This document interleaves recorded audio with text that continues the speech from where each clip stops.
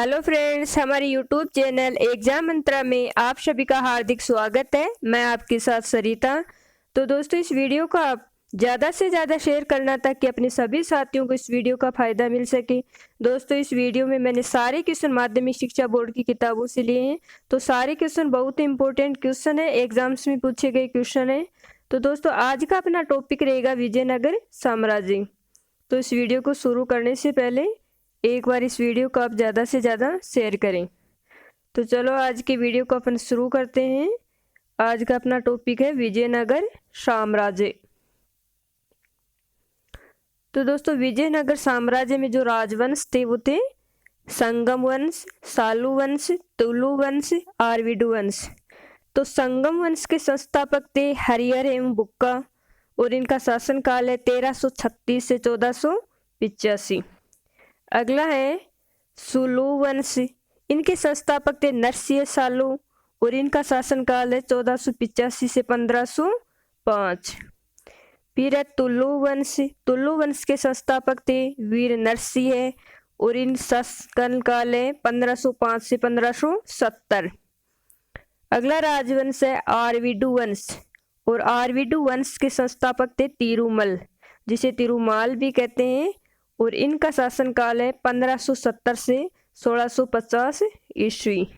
तो ये थे विजयनगर साम्राज्य में शासन करने वाले राजवंश और इनके संस्थापक। तो दोस्तों, आज का अपना पहला क्वेश्चन है, विजयनगर साम्राज्य के शासक देवराय द्वितीय को जगबेटकर कहा गया है, इसका क्या अर्थ होता है? कहने का मतलब ये है कि जगबेटकर का अर्थ क्या होता है? सामंतों का राजा, दुनिया का सम्राट, हाथियों का शिकारी, उपयुक्त में से कोई नहीं। तो जगबेटकर का क्या अर्थ है? तो इसमें आपका सी ऑप्शन सही होगा, हाथियों का शिकारी। दोस्तों, देवराय द्वितीय का जो शासनकाल है वो है 1422 से 1446। इतने समय तक देवरादित्य ने शासन किया था। अगला क्वेश्चन है, निम्न में से कौन सा तेलुगु कवि देवरादित्य के दरबार में रहा? इनमें से कौन सा तेलुगु कवि देवरादित्य के दरबार में रहा था? श्रीदेव, श्रीनाथ, श्री व्यास, श्रीगुप्त। तो देवरादित्य के दरबार में रहने वाला तेलुगु कवि कौन सा था? तो इसमें आपका बी ऑप्शन सही है, श्रीनाथ कवि जो देवरादित्य के दरबार में रहा। अगला क्वेश्चन है, 1565 ईस्वी में कौन सा प्रसिद्ध युद्ध हुआ था? 1565 ईस्वी में कौन सा प्रसिद्ध युद्ध हुआ था? पानीपत का प्रथम युद्ध, खानवा का युद्ध, पानीपत का द्वितीय युद्ध, तालीकोटा का युद्ध।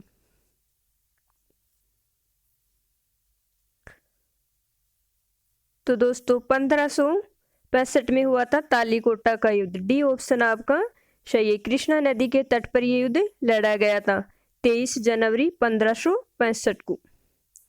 23 जनवरी। अगला क्वेश्चन है,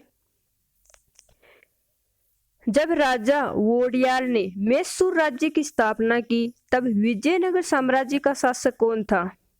जब राजा वोडियार ने मैसूर राज्य की स्थापना की थी, किसकी? मैसूर राज्य की। तो उस समय विजयनगर साम्राज्य का संस्थापक कौन था? विजयनगर साम्राज्य का शासक कौन था? सदाशिव, तिरुमाल, रंगादित्य, वेंकटदित्य।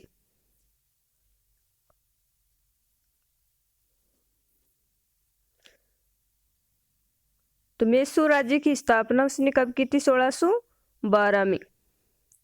तो बताओ उस समय शासक कौन था विजयनगर साम्राज्य का? तो उस समय थे वेंकटदित्य।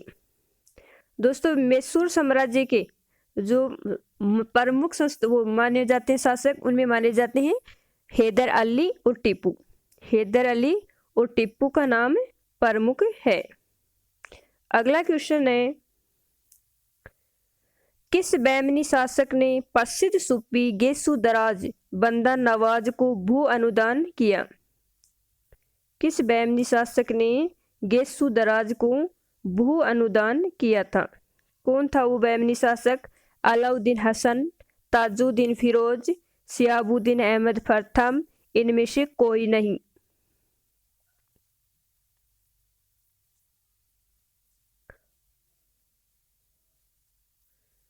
तो दोस्तों इसमें आपका डी ऑप्शन सही है।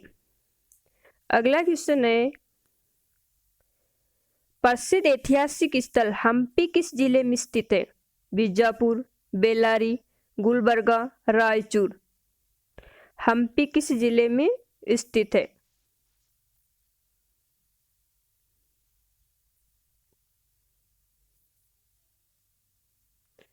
तो दोस्तों हम्पी है बेल्लारी में। कहाँ स्थित है?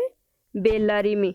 और 1986 में हम्पी शहर को यूनेस्को की विश्व विरासत स्थल के रूप में घोषित कर दिया गया है। 1986 में यूनेस्को विश्व विरासत के रूप में इस स्थल को घोषित किया गया है।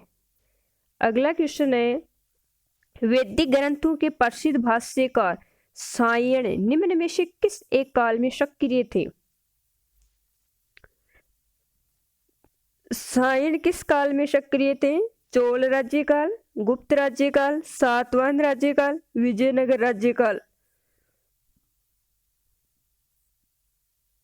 बताओ। तो इसमें आपका डी ऑप्शन सही होगा, विजयनगर साम्राज्य में। अगला क्वेश्चन है, विजयनगर के महान साम्राज्य के अवशेष किस राजा के शासनकाल में पाए गए हैं? विजयनगर के महान साम्राज्य के अवशेष किस राज्य के शासनकाल में पाए गए? हरिहर, बुक्का, देवरादित्य, कृष्णदेव राय। तो इसमें आपका डी ऑप्शन सही होगा। महान शासक माना जाता है कृष्णदेव राय। और कृष्णदेव राय के शासनकाल को तमिल साहित्य का स्वर्ण युग कहा जाता है। वह आंध्र कविता का पितामह भी कृष्णदेवरादित्य को ही कहा जाता है। तमिल साहित्य का स्वर्ण युग एवं आंध्र कविता का पितामह है। अगला क्वेश्चन है, विजयनगर का अपनी स्थापना से लेकर पतन तक किस राज्य के साथ संघर्ष चलता रहा? विजयनगर साम्राज्य नगर का अपनी स्थापना से लेकर पतन तक किस राज्य के साथ संघर्ष चलता रहा? पुर्तगालियों से, कालीकट से, बहमनी राज्य से, पांड्यों से। तो इसमें आपका सी ऑप्शन सही होगा। स्थापना से लेकर पतन तक बहमनी राज्य से विजयनगर का संघर्ष चलता रहा। अगला क्वेश्चन है, विजयनगर के उस पहले शासक की पहचान करें जिसने बहमनियों से गोवा को छीना था।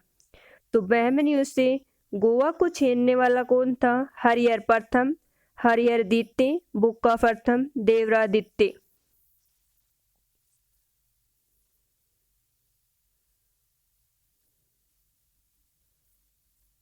तो वह था हरिहर द्वितीय। हरिहर द्वितीय का जो शासनकाल है वो है 1377 से 1404।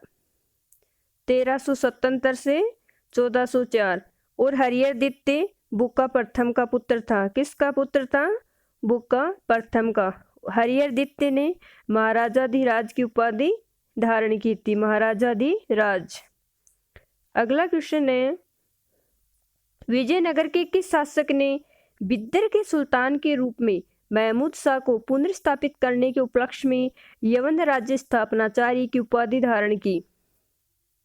एक बार दोबारा से देख लें। विजयनगर के किस शासक ने बिदर के सुल्तान के रूप में महमूद शाह को पुनर्स्थापित करने के उपलक्ष्य में यवन राज्य स्थापनाचार्य की उपाधि धारण की?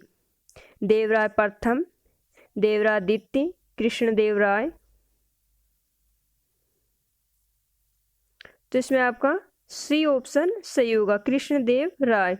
और इसने यवन स्थापनाचार्य की उपाधि और अभिनव भोज दो उपाधि धारण की थी। दूसरी थी अभिनव भोज। अगला क्वेश्चन है,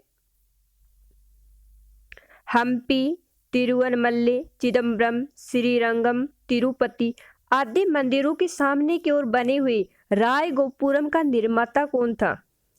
इन मंदिरों के सामने जो राय गोपुरम बना हुआ था उसके निर्माता कौन थे? विद्यारण्य, कृष्णदेवराय, हरिहर, राजराजा। तो दोस्तों गोपुरम के निर्माता थे कृष्णदेव राय। अगला क्वेश्चन है, प्रसिद्ध विजय विठल मंदिर जिसके 56 तक्षित स्तंभ संगीत में स्वर निकालते हैं, कहाँ अवस्थित है? कहने का मतलब ये है कि विजय विठल मंदिर जिसके जो 56 तक्षित स्तंभ हैं जो संगीत में स्वर निकालते हैं वो कहाँ स्थित है? बेलूर में, भद्राचलम में, हम्पी में, श्रीरंगम में। 56 तक्षित स्तंभ कहाँ स्थित है? तो वे है हम्पी में। सी ऑप्शन सही होगा। अगला क्वेश्चन है, कृष्णदेवराय के दरबार में अष्टदिग्गज कौन थे? कृष्णदेवराय के दरबार में अष्टदिग्गज कौन थे? 8 मंत्री, 8 तेलुगु कवि, 8 महान सेनापति, 8 परामर्शदाता।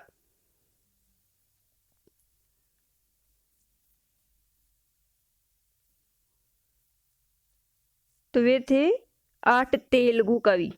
क्या थे? 8 तेलुगु कवि। अगला क्वेश्चन है, विजयनगर के विरुद्ध दक्षिणी सल्तनतों द्वारा बनाए गए महासंघ में कौन शामिल नहीं था? बीजापुर, अहमदनगर, गोलकुंडा, बरार। विजयनगर के विरुद्ध दक्षिणी सल्तनतों द्वारा बनाए गए महासंघ में, तो दक्षिणी सल्तनतों द्वारा बनाए गए महासंघ में कौन शामिल नहीं था? तो इसमें आपका डी ऑप्शन सही होगा, बरार शामिल नहीं था।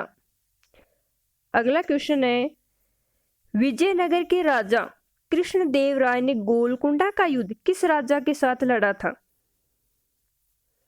कृष्णदेव राय ने गोलकुंडा का युद्ध किस राजा के साथ लड़ा था? कुली कुतुब शाह है, कुतुबुद्दीन ऐबक, इस्माइल आदिल शाह है, प्रतापरुद्र गजपति।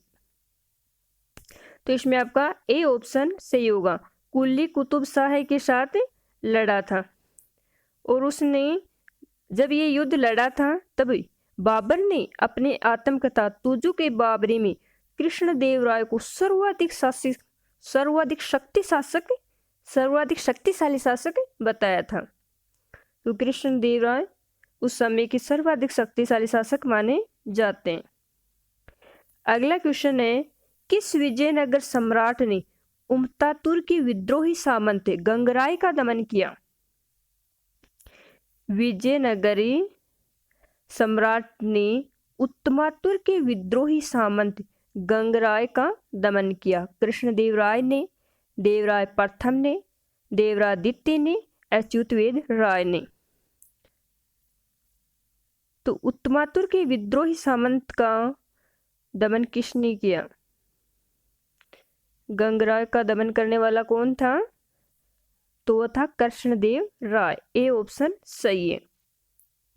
अगला क्वेश्चन है, निम्नलिखित में से किस काल में शासन में नायंकर व्यवस्था और आयंगर व्यवस्था प्रचलित थी? किसके शासन काल में आयंकर व नायंकर व्यवस्था प्रचलित थी? नायंकार, आयंगार।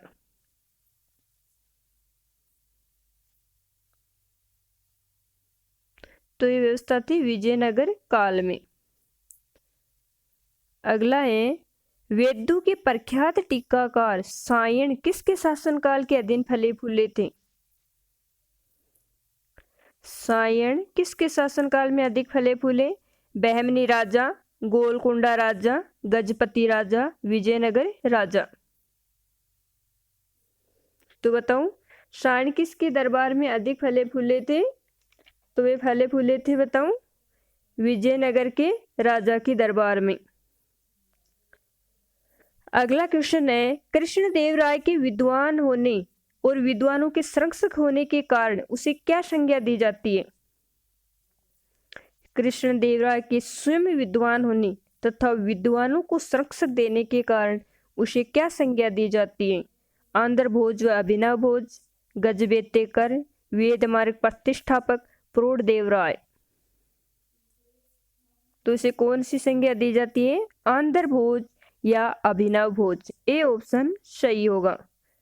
अगला क्वेश्चन है, निम्न में से किस युद्ध को विजयनगर के पतन का कारण माना जाता है? इनमें से विजयनगर के पतन का कारण कौन सा युद्ध माना जाता है? तालीकोटा का युद्ध, भद्रकला का युद्ध, माउंटचेटी का युद्ध और वारिन तेला का युद्ध।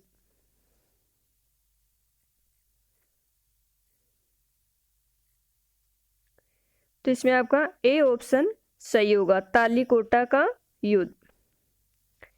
अगला क्वेश्चन है, विजयनगर साम्राज्य का अंतिम वंश निम्न में से कौन सा था? विजयनगर साम्राज्य का अंतिम वंश संगम, सलूग, तुलुग, अराविडु वंश। अंतिम वंश कौन सा था? तो अंतिम वंश था अराविडु वंश। 1570 से 1649, 1570 से 1649 तक था और ये अंतिम वंश था। और अराविडु वंश के जो संस्थापक थे वो थे तिरुमल। कौन थे? तिरुमल। अगला क्वेश्चन है, तालीकोटा के युद्ध में विजयनगर का नेतृत्व निम्न में से किसने किया था? तालीकोटा का जो युद्ध हुआ था उसमें विजयनगर का नेतृत्व किसने किया था? बृहद्रथ ने, रामराय ने, श्यामदास ने, तिरुपति नाथ ने। तालीकोटा के युद्ध में विजयनगर का नेतृत्व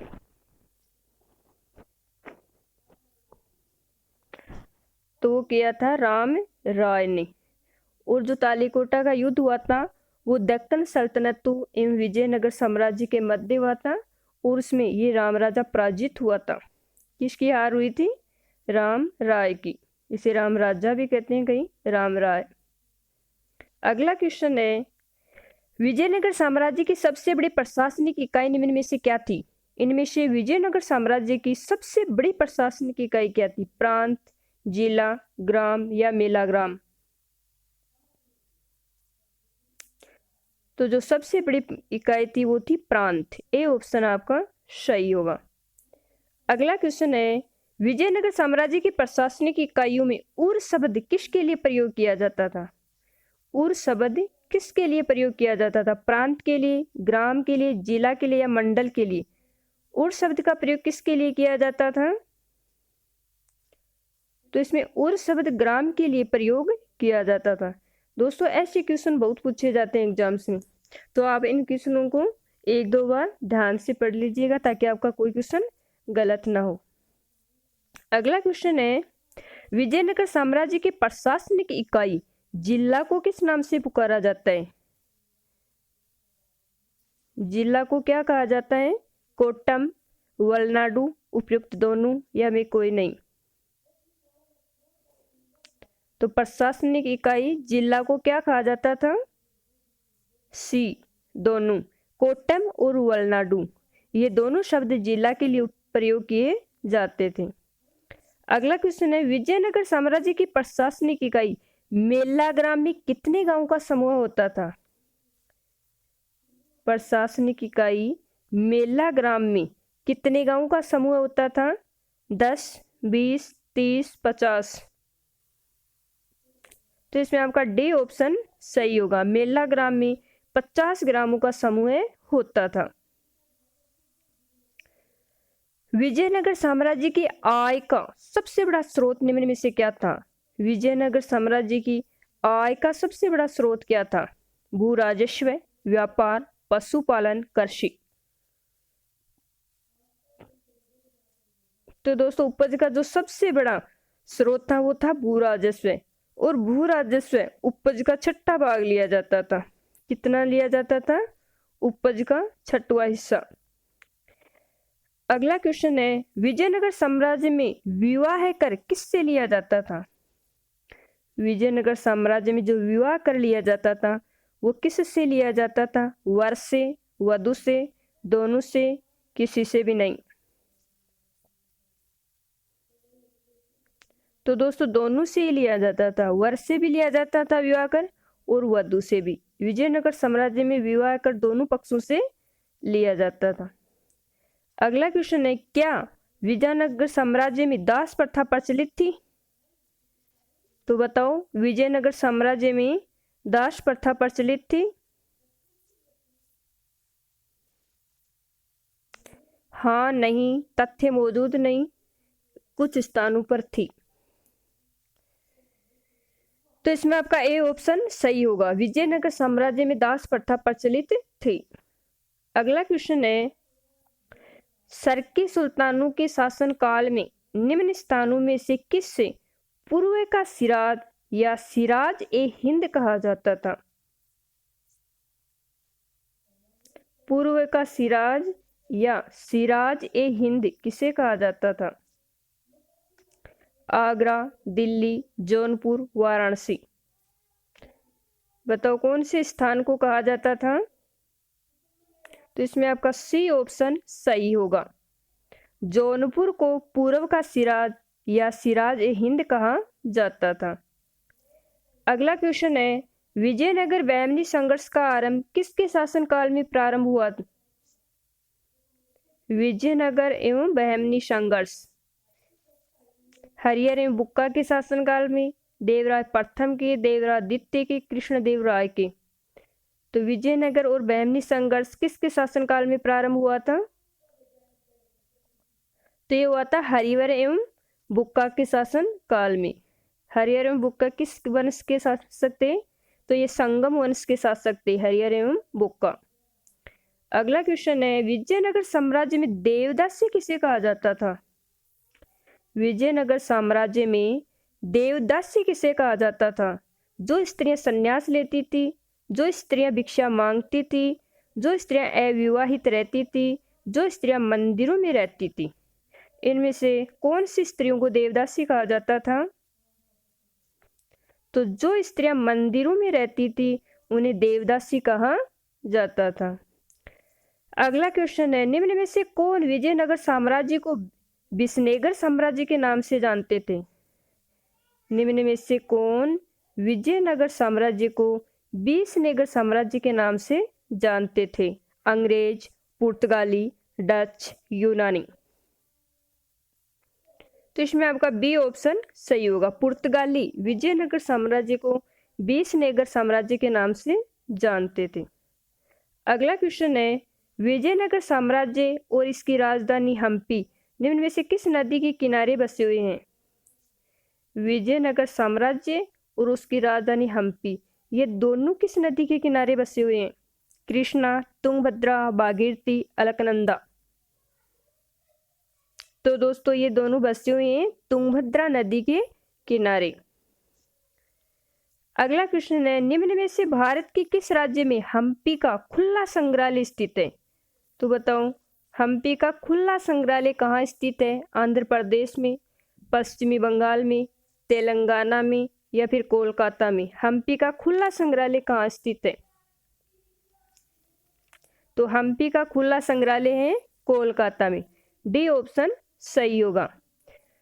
अगला क्वेश्चन है, निम्न में से किस राज्य से विजयनगर का सदैव संघर्ष होता रहा? इनमें से कौन से राज्य से विजयनगर का सदैव संघर्ष होता रहा? बहमनी, चालुक्य, पल्लव, राष्ट्रकूट। सदैव संघर्ष,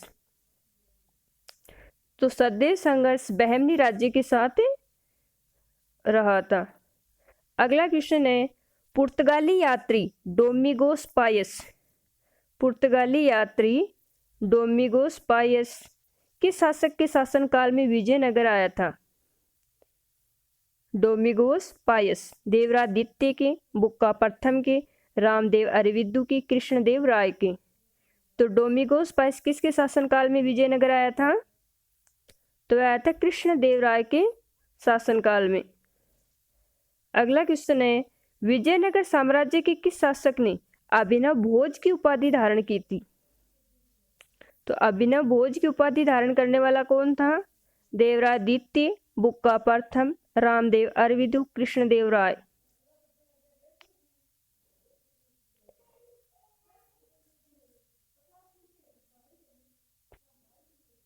तो इसमें आपका सी ऑप्शन सही होगा, रामदेव अरविंदु। अगला क्वेश्चन है, विजयनगर साम्राज्य को अन्य किस नाम से जाना जाता है? केरल, हैदराबाद, तेलुगु, कर्नाटक। विजयनगर साम्राज्य को अन्य किस नाम से जाना जाता है?